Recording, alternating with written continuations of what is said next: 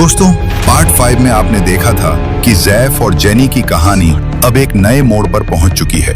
ज़ैफ, जो करोड़ों साल पुराने आइस एज नेंडरथल्स की दुनिया में फंस चुका था, मगर वो अब अकेला नहीं रहा। भूख, ठंड और मौत के करीब पहुंचने के बाद उसे उस कबीले की लीडर की बेटी ने बचाया।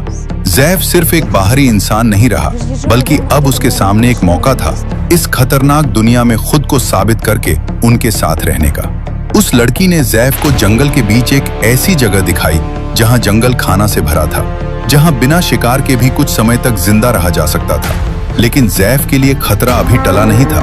अगर उसे इस कबीले का हिस्सा बनना है तो उसे शिकार करना सीखना ही होगा, क्योंकि इस दुनिया का एक ही नियम है, या तो लड़ो या फिर मरो।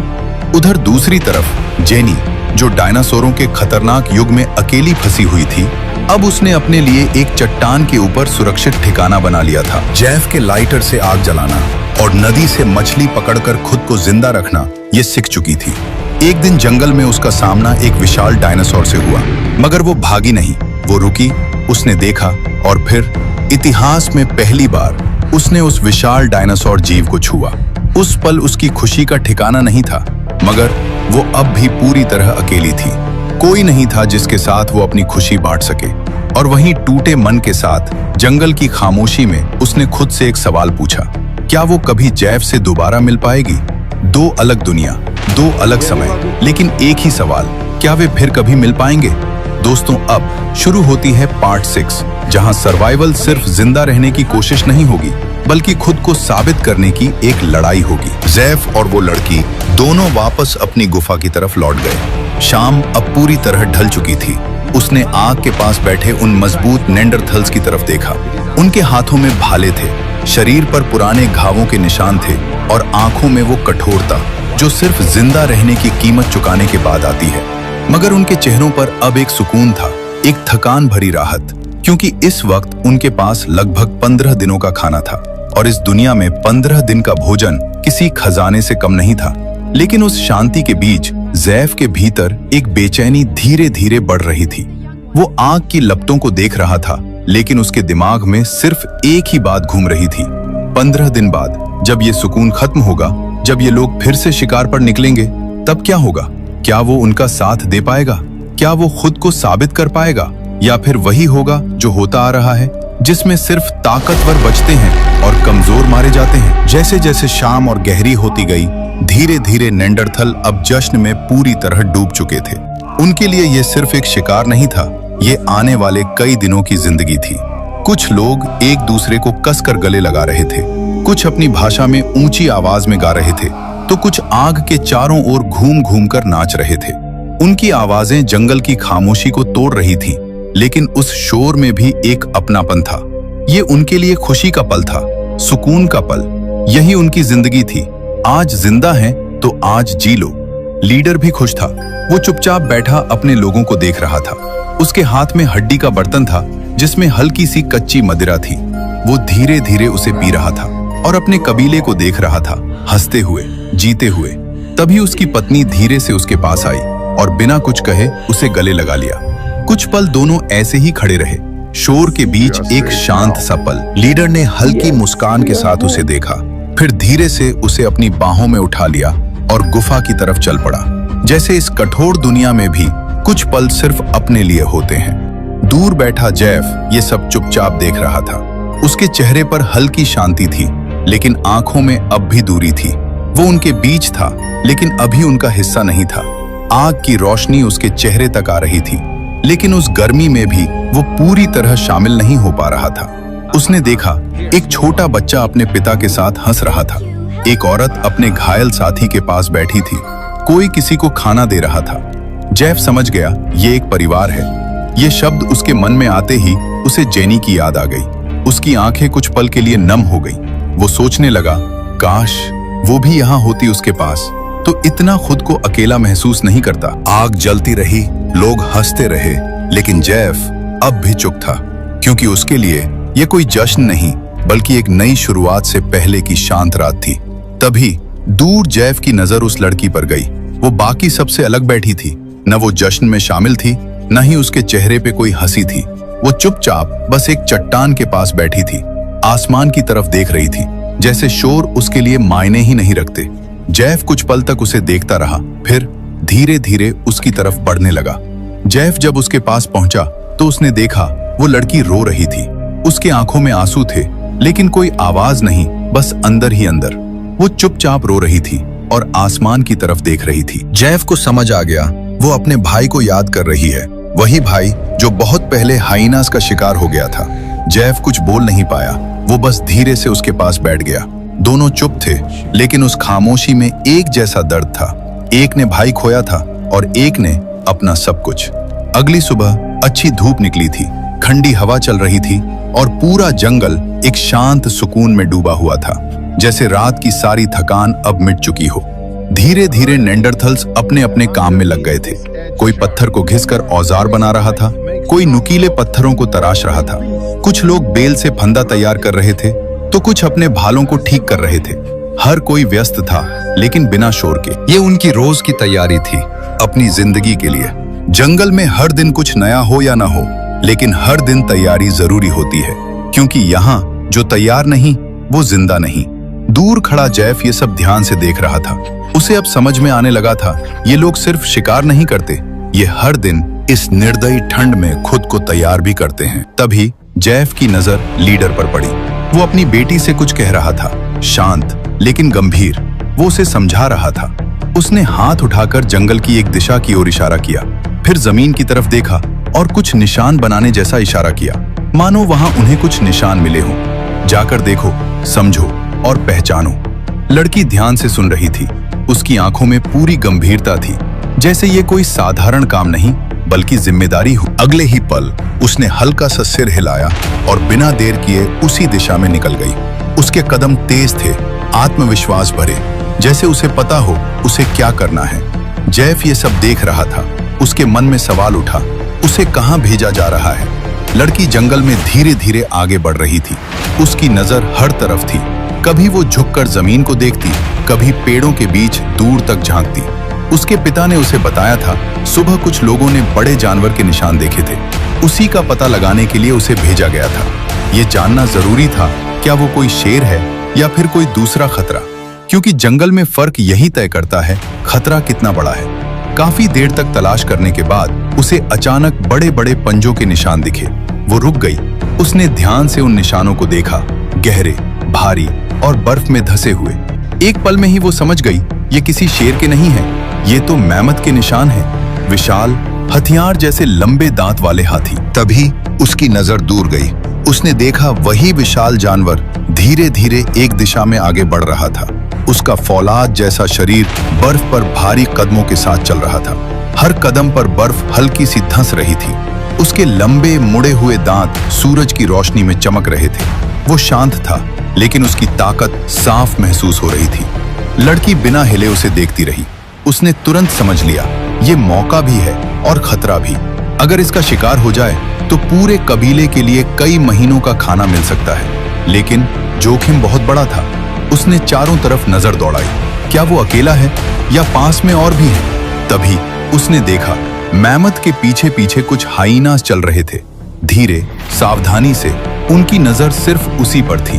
वे शिकार की उम्मीद में थे, लेकिन हमला नहीं कर रहे थे। वे जानते थे उनकी एक गलती और हमेशा के लिए उनका नामो निशान मिट सकता है। इसलिए वे दूरी बनाकर बस उसका पीछा कर रहे थे, इंतजार में। लेकिन कुछ ही समय बाद उन्होंने रुकना शुरू कर दिया। उनकी चाल धीमी पड़ गई। फिर वे एक एक करके मुड़ गए। उन्हें समझ आ गया था, ये शिकार उनके बस का नहीं है। और फिर वे चुपचाप जंगल की ओर लौट गए।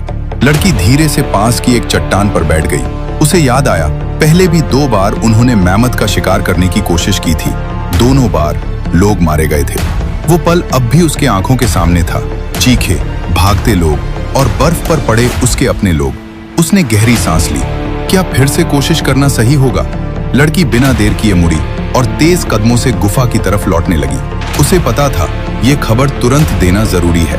कुछ ही देर में वो गुफा के पास पहुंच गई। आग अब भी जल रही थी। लोग अपने काम में लगे थे। वो सीधे अपने लीडर के पास गई। उसने बिना समय गंवाए हाथों के इशारों और अपनी भाषा में सब कुछ बताना शुरू किया। बर्फ पर बड़े निशान, उनकी दिशा और वो विशाल मैमथ जो अभी दूर जा रहा था। लीडर ध्यान से सुन रहा था। उसका चेहरा धीरे धीरे गंभीर होता गया। ये सिर्फ एक खबर नहीं थी, यह एक फैसले का समय था। लीडर ने बिना देर किए सबको बुलाया। एक एक करके सभी नेंडरथल्स आकर एक पंक्ति में खड़े हो गए। चारों तरफ सन्नाटा छा गया। लीडर की आवाज सख्त थी।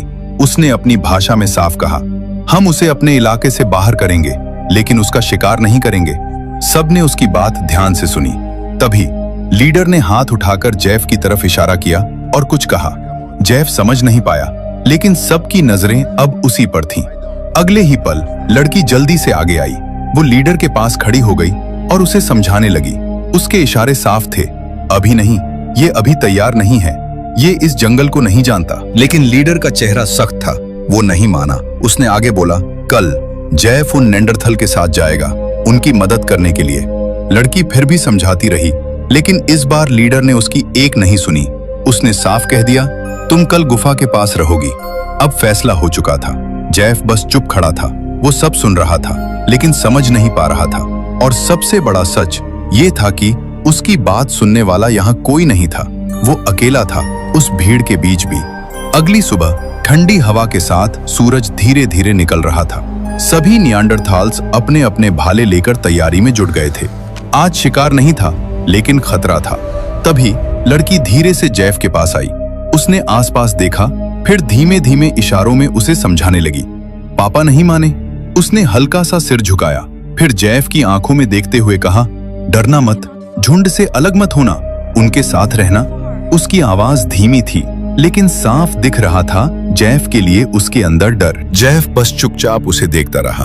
उसने हल्का सा सिर हिलाया, जैसे कह रहा हो, मैं कोशिश करूंगा। कुछ ही पल बाद समूह चल पड़ा और उनके बीच जेफ भी था।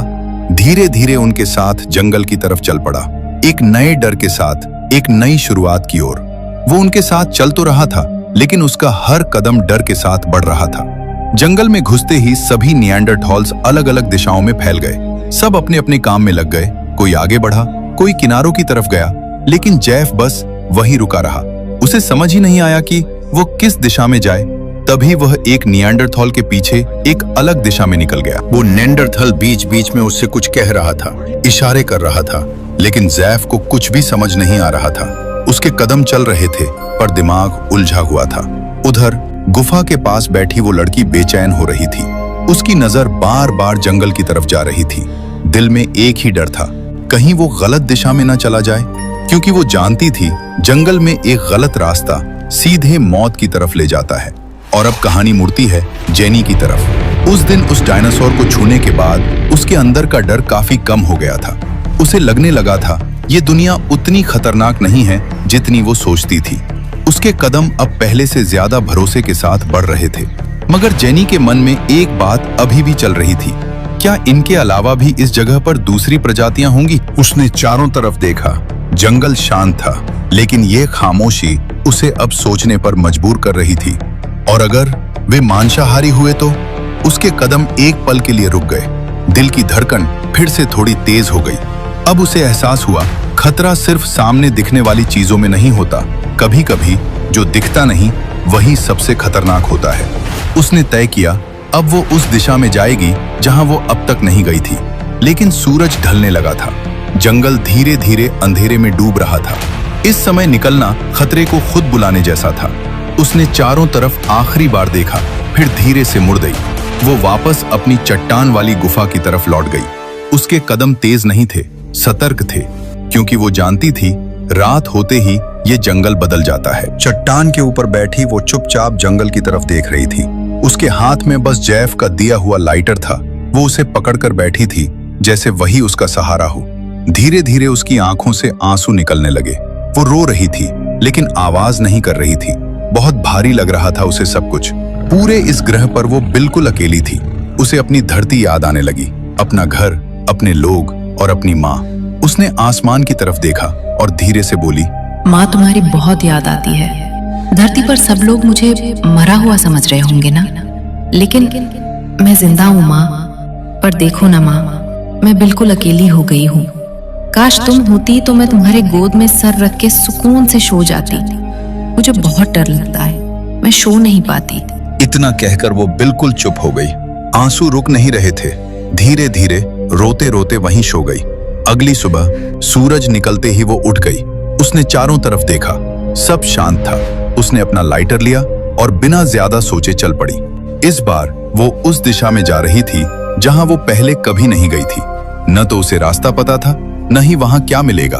उसके कदम धीरे थे लेकिन सतर्क, मगर बिल्कुल अनजान कि उस दिशा में कितना बड़ा खतरा उसका इंतजार कर रहा है। धीरे धीरे कई घंटों चलने के बाद आखिर वो उस दिशा में पहुंच गई। वहां का नजारा अलग था। ऊंची ऊंची चट्टानें, नीचे घने पेड़ों के बीच बड़े बड़े पत्थर फैले हुए थे। चारों तरफ अजीब सी खामोशी थी, जैसे ये जगह किसी जानवरों का ठिकाना हो। वो चारों तरफ देखने लगी।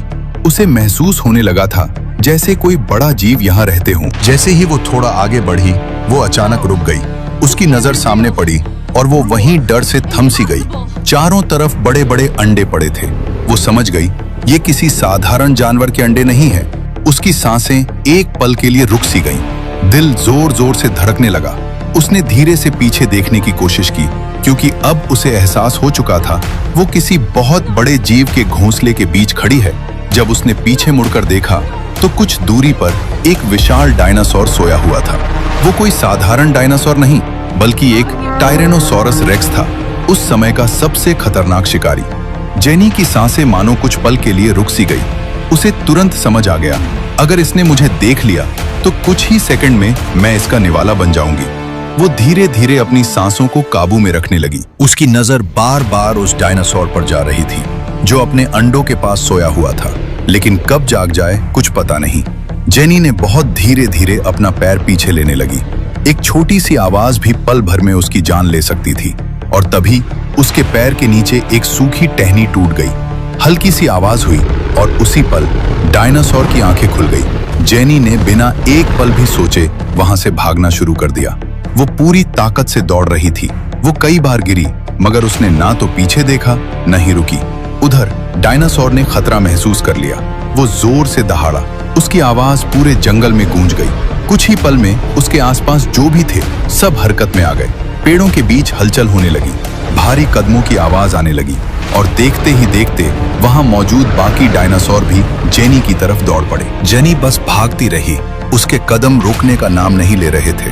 पीछे से भारी कदमों की आवाज आ रही थी। डायनासोर उसके पीछे ऐसे दौड़ रहे थे जैसे उन्हें कुछ लजीज शिकार दिख गया हो। पेड़ हिल रहे थे, जमीन कांप रही थी, लेकिन जेनी रुकी नहीं। भागते भागते अचानक उसके सामने एक विशाल झरना आ गया। ऊंची चट्टान और नीचे गहराई में गिरता पानी। उसने कुछ नहीं सोचा, न दूरी न गहराई, बस उसने उस ऊंची चट्टान से सीधे नीचे की तरफ छलांग लगा दी। ऊंची चट्टान के किनारे खड़े डायनासोर बस देखते रह गए। वे नीचे झरने की तरफ झांक रहे थे, लेकिन पानी इतना तेज था कि कुछ साफ दिखाई नहीं दे रहा था। कुछ देर तक वे इधर उधर घूमते रहे, दहाड़ते रहे, फिर धीरे धीरे एक एक करके वापस मुड़ने लगे। शिकार अब उनके हाथ से निकल चुका था। बहुत देर बाद जब जेनी की आंख खुली तो वो खुद को समुद्र के किनारे रेत पर पड़ी हुई पाई। हवा हल्की ठंडी थी, लहरें धीरे धीरे किनारे से टकरा रही थी। उसका पूरा शरीर कांप रहा था, कपड़े भीग चुके थे और भारी भी हो गए थे। वो धीरे धीरे अपने गीले सूट को उतारने लगी। हाथ अभी भी कांप रहे थे, लेकिन वो रुकी नहीं। अब वो पहले जैसी नहीं रही थी। अब वो सिर्फ एक एस्ट्रोनॉट नहीं थी, अब वो एक सर्वाइवर बन चुकी थी। वो समुद्र की तरफ देखने लगी। चारों तरफ बस पानी ही पानी था। दूर, बहुत दूर बड़ी बड़ी मछलियां तैरती नजर आ रही थी। कुछ पल वो बस देखती रही, फिर अचानक उसका ध्यान अपने लाइटर पर गया। उसका चेहरा बदल गया। वो घबराने लगी, जल्दी जल्दी अपने गीले सूट को टटोलने लगी। जेब, हाथ, हर जगह देखने लगी, लेकिन लाइटर कहीं नहीं था। वो रुक गई। अब उसकी सांसें तेज हो गईं, क्योंकि वो समझ चुकी थी अब उसके पास लाइटर नहीं है, और इस दुनिया में बिना आग के जिंदा रह पाना आम इंसान को लगभग नामुमकिन है। हताश, निराश, वो वही रेत पर बैठ गई। कुछ देर तक बस चुप रही, फिर उसने आसमान की तरफ देखा। उसकी आंखें आंसुओं से भरी हुई थी। धीरे से टूटी हुई आवाज में बोली, गॉड, कितनी परीक्षा लोगे? अब मैं थक चुकी हूँ। या तो कोई रास्ता दिखा दो, या फिर मुझे इस दुनिया से मुक्ति दे दो। कहानी अब जैफ की तरफ मुड़ती है। अचानक कुछ दूरी पर उन्हें वो मैमथ दिखाई दे गया। विशाल शरीर, लंबे दांत और भारी कदमों से चलता हुआ। जैफ के साथ खड़ा निएंडरथल तुरंत सतर्क हो गया। उसने जोर से आवाज लगाई। बाकी लोगों को बुलाने लगा। पल भर में चारों तरफ से बाकी निएंडरथल्स भी आ गए। फिर बिना देर किए पूरा समूह उस मैमथ की तरफ दौड़ पड़ा। लीडर ने कहा था उसे सिर्फ इलाके से बाहर करना है, लेकिन जोश में निएंडरथल्स शिकार के लिए टूट पड़े थे। चारों तरफ शोर की आवाजें थी, भाले हवा में उठे थे और उस विशाल मैमथ के सामने निएंडरथॉल का झुंड खड़ा था। लेकिन ज़ैफ दूर खड़ा ये सब देख रहा था। डर ने उसके कदम मानो रोक दिए थे। इतना विशाल जानवर उसने अपनी जिंदगी में पहली बार देखा था। उसकी ऊंचाई, उसका वजन, उसके खतरनाक दांत, उसके घने बाल, हर कदम पर जमीन का हिलना, ये सब उसके लिए नया था। वो बस उसे देख रहा था, जैसे यकीन ही नहीं हो रहा हो कि ये सच है। उसके हाथ अपने आप थोड़े कांपने लगे। दिमाग कह रहा था भाग जाओ, लेकिन पैर वहीं रुके हुए थे। निएंडरथॉल्स और मैमथ के बीच लड़ाई में कुछ ही समय में ढेर सारे निएंडरथॉल्स मारे गए और बहुत से घायल हो गए। दूर से ये सब ज़ैफ बस देखता रहा। चीखने की आवाजें, भागते हुए लोग और हर तरफ अफरा तफरी, लेकिन वो कुछ नहीं कर सका। कुछ ही समय में वहां मातम छा गया। घायल लोग जमीन पर पड़े थे, कुछ अधमरे। मैमथ वहां से जा चुका था और तभी वहां हाइनाज आ गए। वे एक एक कर निएंडरथल्स को घसीट घसीट कर ले जाने लगे। ये एक दिल दहला देने वाला पल था। ज़ैफ शाम तक जब अकेला वापस लौटा तो सब हैरान रह गए। उसके साथ गए 10 से 12 में से एक भी निएंडरथल नहीं थे। सबकी नजरें अब उसी पर टिक गईं। ज़ैफ कुछ पल चुप खड़ा रहा, फिर उसने इशारों में लड़की को बताना शुरू किया। उसके हाथ कांप रहे थे, चेहरे पर डर और दुख साफ था। लड़की ध्यान से सब समझती रही। उसकी आंखें धीरे धीरे बदलने लगी। सन्नाटा, फिर दर्द। लीडर भी सब समझ गया। ये उनकी गलती थी, ज़ैफ की नहीं, क्योंकि मना करने के बाद भी वे नहीं माने। अब लीडर की आंखों में गुस्सा नहीं, बस भारी खामोशी थी, क्योंकि आज उन्होंने अपने कई लोग खो दिए थे। शाम ढल चुकी थी, आग धीमे धीमे जल रही थी। चारों तरफ अजीब सा सन्नाटा था। आज कोई हंसी नहीं थी, कोई आवाज नहीं थी, बस थकान और अपनों को खोने का दर्द। लीडर आग के पास चुपचाप बैठा था। उसकी नजर जमीन पर थी, जैसे वो कुछ सोच रहा हो या शायद कुछ याद कर रहा हो। तभी ज़ैफ धीरे धीरे उसके पास आया। उसके कदम भारी थे, जैसे हर कदम उसके लिए एक बोझ हो। वो कुछ दूरी पर रुक गया, फिर हिम्मत करके थोड़ा और आगे बढ़ा। उसने लीडर की तरफ देखा, आंखों में पछतावा साफ था। आज जो हुआ था वो सब उसके सामने था। चीखें, दर्द और बेबस लोग। उसने बहुत धीरे से कहा, सॉरी। आवाज इतनी धीमी थी कि जैसे हवा भी उसे मुश्किल से सुन पाए। लीडर ने उसकी तरफ देखा। वो शब्द नहीं समझ पाया, लेकिन आंखें समझ गईं। वो जान गया यह इंसान दुखी है और उसे अफसोस है। कुछ पल दोनों चुप रहे। आग की हल्की रोशनी उनके चेहरों पर पड़ रही थी। फिर लीडर ने धीरे से अपना हाथ ज़ैफ के कंधे पर रखा। उस स्पर्श में एक विश्वास थी, जैसे वो बोल रहा हो, मैं समझता हूँ। उसने अपनी भाषा में धीरे से कुछ कहा। आवाज भारी थी, जैसे अंदर से टूटी हो। फिर उसने अपनी बेटी की तरफ देखा। कुछ पल उसे देखता रहा, जैसे आज उसे भी अफसोस हो रहा हो उसे जंगल में नहीं जाने देने से, क्योंकि अगर वो गई होती तो शायद वे लोग जिंदा होते। और फिर ज़ैफ से धीरे से कुछ कहा। लड़की चुप दूर खड़ी थी, उसकी आंखें भी नम थीं। आज पहली बार लीडर की आंखों में आंसू थे। वो उन्हें रोक नहीं पा रहा था, क्योंकि आज वो सिर्फ एक लीडर नहीं था, आज वो अपने लोगों को खोने वाला एक इंसान भी था। लड़की दूर खड़ी थी, वो अपने पिता के दर्द को समझ रही थी। अब उनका कबीला पहले जैसा नहीं रहा था, लोग कम हो गए थे और वो ये भी जानती थी अब वे पहले की तरह बड़ा शिकार नहीं कर पाएंगे जब तक उनके साथ और लोग न जुड़ें। उसने धीरे से अपने पिता की तरफ देखा, फिर उसकी नजर ज़ैफ पर गई। कुछ पल वो उन लोगों को देखती रही, जैसे उसके मन में एक नई सोच जन्म ले रही हो, क्योंकि अब सिर्फ जीना ही नहीं, अपने कबीले को बचाना भी जरूरी था। आग के पास रात में काफी देर तक ज़ैफ और वो लड़की बैठे रहे। आसपास सन्नाटा था, बस आग की हल्की आवाज आ रही थी। लड़की धीरे धीरे बोलने लगी, अपने तरीके से, इशारों में। उसने अपने पिता की तरफ इशारा किया, फिर जमीन की तरफ, और फिर अपने दिल पर हाथ रखा। ज़ैफ समझने की कोशिश करता रहा। वो बता रही थी, आखिरी बार उसके पिता तब ऐसे टूटे थे जब उसके छोटे भाई को हाइनाज ने मार दिया था। उसकी आंखें भर आईं और आज वो चुप हो गई। ज़ैफ समझ गया, आज भी वही दर्द है। वो उसे समझाने की कोशिश करने लगा, धीरे धीरे, सब ठीक हो जाएगा। लेकिन लड़की ने हल्का सा सिर हिला दिया। वो जानती थी यहाँ कुछ भी अपने आप ठीक नहीं होता। उसने हाथ से खाने का इशारा किया, फिर पूरे कबीले की तरफ। मतलब साफ था, जब तक खाना नहीं होगा कुछ भी ठीक नहीं होगा। उस रात किसी ने खाना नहीं खाया।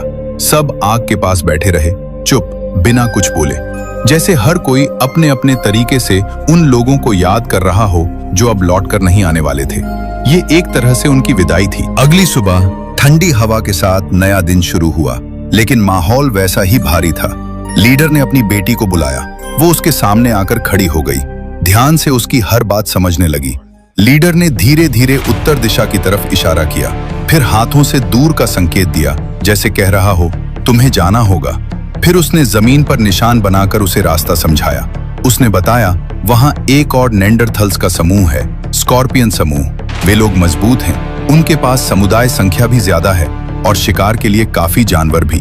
फिर लीडर ने अपनी कमर से एक छोटा सा लटकन निकाला, हड्डी से बना हुआ, पुराना लेकिन खास।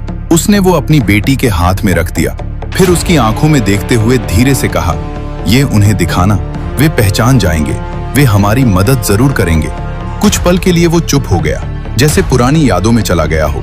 फिर धीरे से बोला, मैं भी कभी उसी समूह का हिस्सा था, लेकिन जब तुम और तुम्हारा भाई आए तो मैंने अपना अलग कबीला बना लिया। उसकी आवाज में हल्की थकान भी थी और अपनापन भी। लड़की सब समझ रही थी, अब ये सिर्फ एक लंबी यात्रा नहीं थी, ये उनके कबीले को बचाने का एक आखिरी उम्मीद था। तभी उसने धीरे से जैफ की तरफ इशारा किया, जैसे पूछ रही हो, क्या ये मेरे साथ आ सकता है? लीडर ने जैफ की तरफ देखा, कुछ पल सोचा, फिर धीरे से सिर हिला दिया।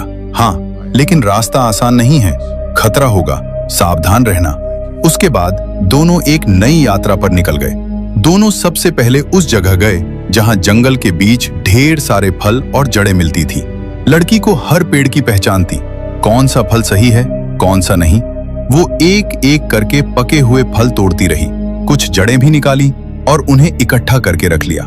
जैफ बस उसे देख रहा था, वो समझ रहा था कि इसे सब कुछ पता है। थोड़ी देर बाद दोनों ने बिना समय गवाए अपनी यात्रा शुरू कर दी।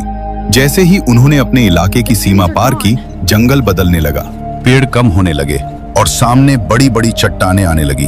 रास्ता अब सीधा नहीं था, ऊपर नीचे, कभी चढ़ाई कभी फिसलन भरी ढलान। वे धीरे धीरे उन चट्टानों के बीच से गुजर रहे थे।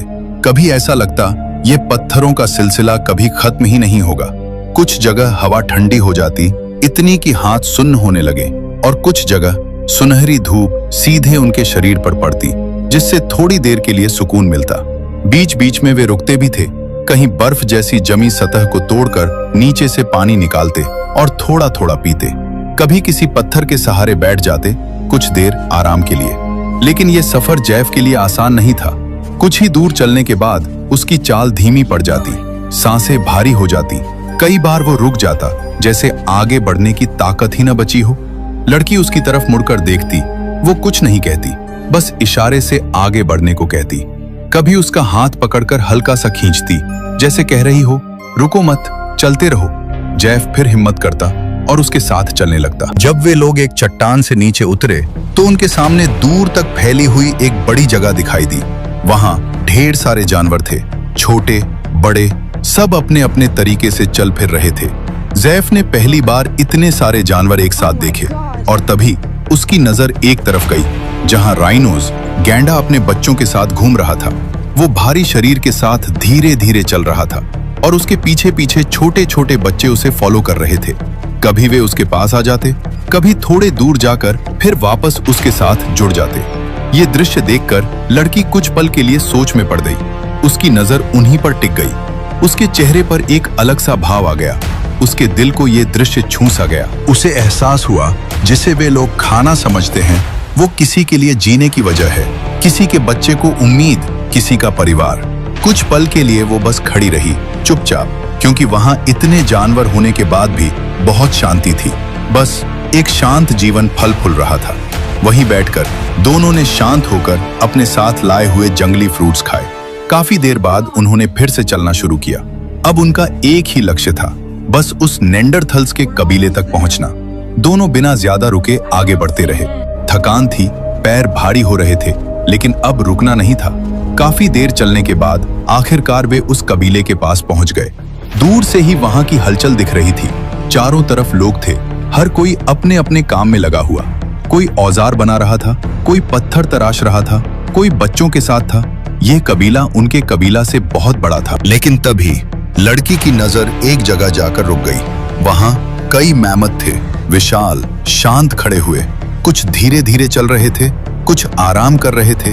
वे लोग उन्हें शिकार के लिए नहीं, अपनी सुरक्षा के लिए रखे थे। ये देखकर लड़की समझ गई, ये कबीला सिर्फ ताकत से नहीं, समझदारी से जीता है। लड़की को उसी पल एहसास हुआ, अब तक वे लोग यही गलती करते आ रहे थे। हर जानवर को बस अपना शिकार समझते थे। इसी वजह से उनके इतने लोग मारे गए। उसने चारों तरफ देखा, शांत खड़े मैमथ और बिना डर के काम करते लोग। तभी उसे समझ आया, शिकार करना जरूरी है, लेकिन हर समय नहीं। और सबसे जरूरी, किस जानवर का शिकार करना है। बिना सोचे समझे हमला करना सिर्फ नुकसान देता है। उसने मन ही मन तय किया, अब वह अपने कबीले को यह बात जरूर समझाएगी, क्योंकि जीत सिर्फ ताकत से नहीं, सही फैसले से मिलती है। लड़की ने ज़ैफ की तरफ देखा और हाथ के इशारे से उसे रुकने को कहा।